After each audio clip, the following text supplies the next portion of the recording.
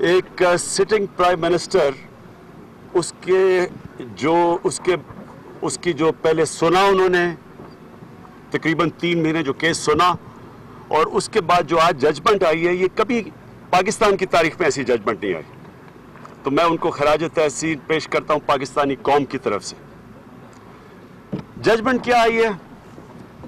Judgement ये आई है कि 5 के 5 जजेस ने ये आज फैसला कर लिया कि जो भी नवाज शरीफ कह रहे थे कि मेफेयर के फ्लैट्स किस पैसे से आए, कैसे पैसा गया, कतरी का खत, 5 के 5 जजेस ने मुस्तरद कर दिया। जब जेआईटी अनाउंस की है तो इसका मतलब कि उन्होंने जो भी एक्सप्लेनेशन दिया था कि मनी ट्रेल कैसे आई, सोर्स ऑफ इनकम किधर से थी, आज आप सबके सामने, आज सारी कौम के सामने जो फैसला आया, जेआईटी बनाने का फैसला आया, मुत्तफिक 5 जजेस का फैसला, इसका मतलब कि जो भी इन्होंने एक्सप्लेनेशन दिया था सुप्रीम कोर्ट के अंदर कि सोर्स ऑफ इनकम और मनी ट्रेल, वो मुस्तरद कर दी गई है, यानी कि वो झूठ हो गया है। और 2 सुप्रीम कोर्ट के चीफ जस्टिस जो फ्यूचर चीफ जो बनने जा रहे हैं चीफ जस्टिस, अभी सीनियर जजेस हैं सुप्रीम कोर्ट के, उन्होंने कहा है कि फौरी तौर पे इसको डिस्क्वालीफाई करो। उन्होंने क्या कौम से झूठ बोला, सादिक और अमीन नहीं रहा नवाज शरीफ। ये 2 मुल्क के सीनियर सुप्रीम कोर्ट के जजेस, और ये वो जो इंशाल्लाह जाके मुस्तकबिल के चीफ जस्टिस बनेंगे। इसलिए मैं आज सारी पाकिस्तानी कौम की तरफ से नवाज शरीफ को कहता हूं कि वो इस्तीफा दे, वो फौरी तौर पे इस्तीफा दे, और कम अज कम तब तक ये जो 60 दिन जब तक जेआईटी अपना फैसला नहीं करती तब तक फौरी तौर पे इस्तीफा दे। ये क्यों दे? सबसे पहले तो किस तरह, जिस तरह की आज जजमेंट आई है, किस तरह नवाज शरीफ इस मुल्क के सरबराह रह सकते हैं? उनके पास कौन सी इखलाकी अथॉरिटी रह गई है? क्या इखलाकी जवाज रह गया मुल्क का प्राइम मिनिस्टर बनने के लिए? क्योंकि उनके ऊपर क्रिमिनल इन्वेस्टिगेशन होगी। ये जेआईटी जो उनको इन्वेस्टिगेट करेगी, उनके और उनकी फैमिली को, ये इसी तरह है जिस तरह उज़ैर बलोच के ऊपर जेआईटी इन्वेस्टिगेट कर रही है। तो जब प्राइम मिनिस्टर को ये इन्वेस्टिगेट करेगी और सवालात पूछेंगे और उनकी फैमिली को, तो क्या इनके पास इखलाकी जवाज है आज प्राइम मिनिस्टर रहने का? दूसरा पॉइंट कि सुप्रीम कोर्ट ने कहा था और आज फिर कहा है कि जो नैब है वो फेल हो गई, और जो पाकिस्तान के इंसाफ के इदारे हैं जिनका काम था कि शुरू में इन्वेस्टिगेट करते, जब ये पैनामा के इंकशाफात हुए हैं, तो वो तो इदारे फिर भी प्राइम मिनिस्टर के नीचे रहेंगे अगर ये 60 दिनों में, स्वाय जो 2 फौज के इदारे हैं जो उन्होंने मेरे ख्याल में ISI और MI को कहा है, उसके अलावा तो सारे इदारे फिर नवाज शरीफ के नीचे रहेंगे। तो कैसे वो इन्वेस्टिगेशन सही तरह करेंगे? इसलिए मेरी कौम की तरफ से और मेरी डिमांड है, नवाज शरीफ आप इस्तीफा दें, क्योंकि आप अगर आज इस्तीफा नहीं देंगे, ये छोड़ें कि आप ना इन्वेस्टिगेशन सही तरह आप होने देंगे, क्योंकि आपकी तो सियासी मौत और आपके पैसे का, जो आपकी करप्शन का पैसा है, आपको तो उसका खतरा होगा, तो आपने तो उनको काम करने नहीं देना।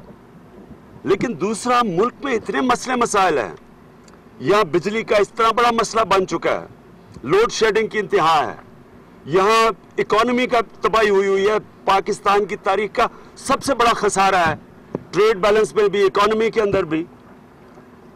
तो आप किस तरह मुल्क को तवज्जो देंगे या अपने आप को बचाएंगे इस केस से? इसलिए मैं समझता हूं कि हम आज डिमांड करते हैं, और मैं समझता हूं कि इसके अलावा आपके पास कोई रास्ता नहीं है, आपके पास कोई इखलाकी जवाज नहीं है। मैं आज डिमांड करता हूं कि आज फौरी तौर पे आप रिजाइन करें। अगर 60 दिन में आप क्लियर हो जाते हैं तो आप वापस आ जाएं।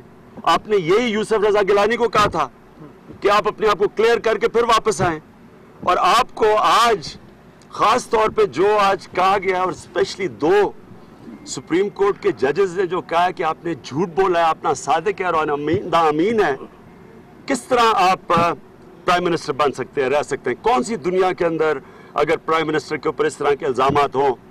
दुनिया में कौन सा प्राइम मिनिस्टर रह सकता है? और रेफरेंस की बात भी की।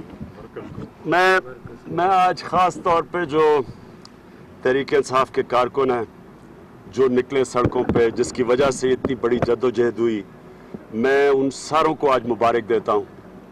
उन सारों को खुशी बनानी चाहिए कि कभी भी इस तरह की एक स्ट्रगल के बाद एक इतना बड़ा केस नहीं हुआ, और जिस केस के अंदर अब मज़ीद प्राइम मिनिस्टर के ऊपर इन्वेस्टिगेशन होगी, अब JIT बनेगी और इन्वेस्टिगेशन होगी, अब और चीज़ें खुलेंगी।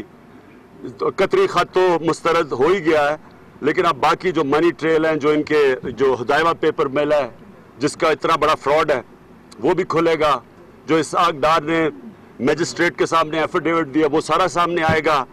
ये कभी भी ना होता अगर पाकिस्तान के अंदर अवाम सड़कों पर ना निकलती, अपनी डिमांड ना करती कि हमें एहतसाब चाहिए, हमें एहतसाब पटवारियों का नहीं चाहिए, हमें एहतसाब उन लोगों का जो पावर में आके करप्शन करते हैं उनका एहतसाब चाहिए। वो होता ना अगर इस तरह की हमारे लोग मारे ना खाते, सड़कों पे ना निकलते, मुश्किल वक्त में, यानी गर्मी के अंदर, ये पिछली गर्मियों में जिस तरह पब्लिक निकली है सड़कों पे, मैं ख़ास तौर पे आज सबको खराज तहसीन पेश करता हूँ। जी,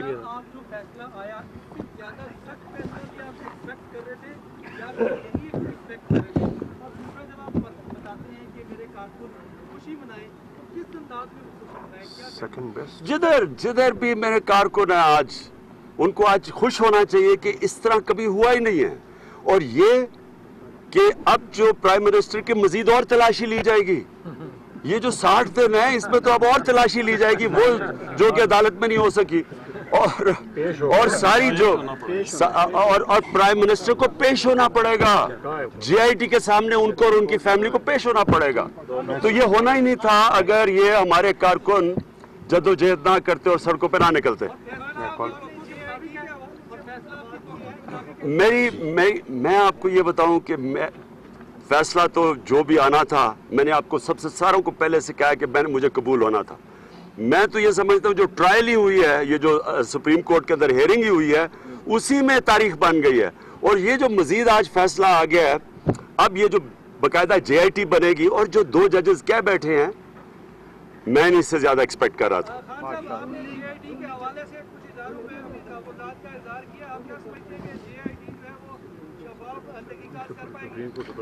देखें जी, देखें, पहले तो सुप्रीम कोर्ट सुपरवाइज करेगी, और सुप्रीम कोर्ट ने ये वाजे कहा कि नैब के ऊपर उन्होंने रेफरेंस दी कि नैब के ऊपर तो जो नैब की कारकर्दगी है वो तो बिल्कुल घुटने टेक बैठी है ताकतवर के सामने और नवाज शरीफ के सामने।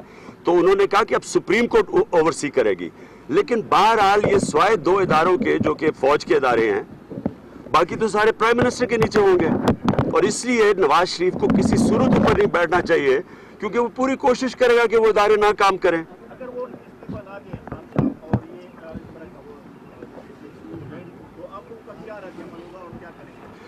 देखिए, अगर इस्तीफा नहीं देते तो वो उनकी कितनी तौहीन होगी कि मुल्क का प्राइम मिनिस्टर JIT बुला रहा होगा, एक ऑफिसर, एक सरकारी ऑफिसर उनको बुला रहा होगा और उनसे पूछ रहा होगा, जिस तरह वो ज़ाहिर बलोच को बुला के पूछेगा उस तरह नवाज शरीफ को पूछेगा। क्या इज्जत रह जाएगी प्राइम मिनिस्टर की? नवाज शरीफ लास्ट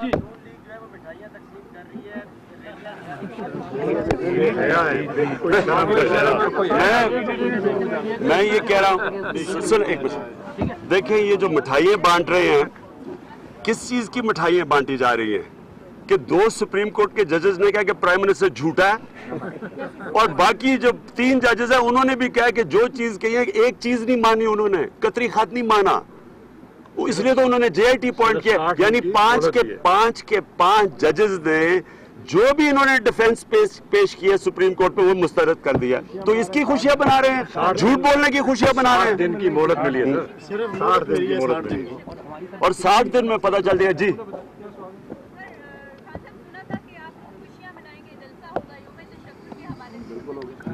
इंशाल्लाह ज्यादा से ज्यादा 60 दिन तक हम कर लेंगे इंतजार, शुक्र अल्लाह का शुक्र अदा करने के लिए। लेकिन ये मैं आज जो हमारे अपने कारकुन हैं जिधर भी वो है उनको अल्लाह का शुक्र अदा करना चाहिए और खुशियां बनानी चाहिए। Thank you.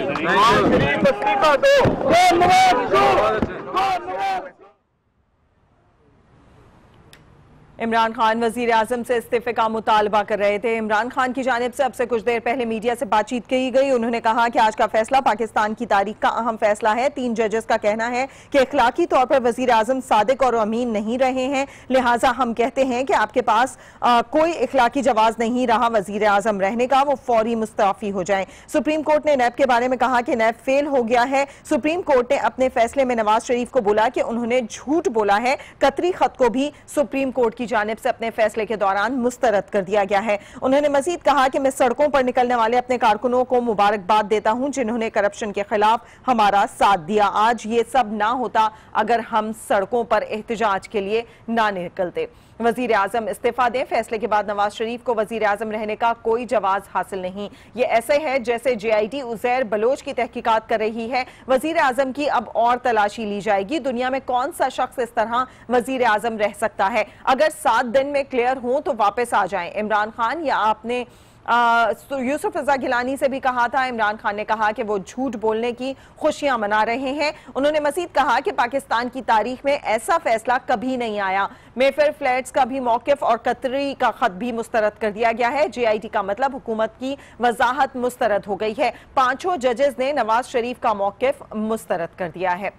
इमरान खान जो कि मुशावरत के बाद अपने सीनियर रहनुमाओं के साथ उनकी मुशावरत जारी थी। जैसे ही पानामा का फैसला आया था, बनीगाला में ये मुशावरत जारी थी और मुशावरत के बाद इमरान खान ने मीडिया से बातचीत की है। इस दौरान उन्होंने कहा कि आज का फैसला पाकिस्तान की तारीख का अहम फैसला है। 3 जजेस का कहना है कि इखलाकी तौर पर वजीर आजम सादिक और अमीन नहीं रहे हैं। इमरान खान ने कहा कि वो कहते हैं कि आपके पास कोई इखलाकी जवाज नहीं रहा वजीर आजम रहने का, लिहाजा वो फौरी मुस्ताफी हो जाएं। सुप्रीम कोर्ट ने नैब के बारे में कहा कि नैब फेल हो गया है और सुप्रीम कोर्ट ने अपने फैसले में नवाज शरीफ को भी झूठा करार दिया है। कतरी खत को भी मुस्तरद कर दिया गया है। इसके साथ साथ इमरान खान ने अपने कारकुनों के हवाले से कहा कि सड़कों पर निकलने वाले अपने कारकुनों को मुबारकबाद देता हूं जिन्होंने करप्शन के खिलाफ हमारा साथ दिया।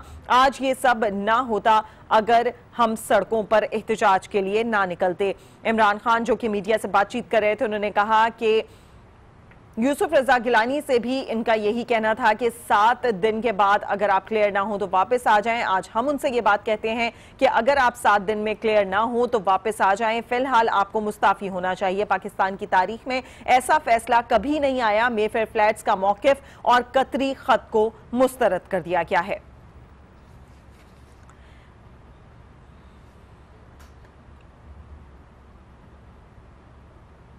अभी वो